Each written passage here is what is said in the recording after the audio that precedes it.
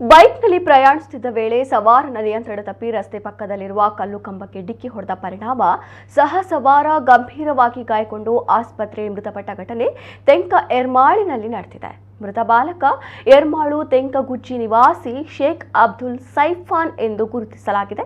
ಈತ ತನ್ನ ತಂದೆ ಅಬ್ದುಲ್ ಆಜೀಜ್ ಇವರೊಂದಿಗೆ ಬೈಕ್ನಲ್ಲಿ ಪಡುಬಿದ್ರೆ ಕಡೆಯಿಂದ ಉಚ್ಚಿಲ ಕಡೆಗೆ ಸಂಚರಿಸುತ್ತಿದ್ದ ವೇಳೆ ತೆಂಕ ಗ್ರಾಮದ ಎರ್ಮಾಳು ಗರಡಿಯ ಬಳಿ ನಾಯಿಯೊಂದು ಅಡ್ಡ ಬಂದ ಪರಿಣಾಮ ಸವಾರನ ನಿಯಂತ್ರಣ ತಪ್ಪಿ ರಾಷ್ಟ್ರೀಯ ಹೆದ್ದಾರಿ 66ರ ಪಕ್ಕದಲ್ಲಿರುವ ಕಪ್ಪು ಕಲ್ಲು ಕಂಬಕ್ಕೆ ಡಿಕ್ಕಿ ಹೊಡೆಯಿತು. ಡಿಕ್ಕಿ ಹೊಡೆದ ಪರಿಣಾಮ ಬೈಕಿಗೆ ಬೆಂಕಿ ಹತ್ತಿ ಭಾಗಶಃ ಸುಟ್ಟು ಹೋಗಿದೆ.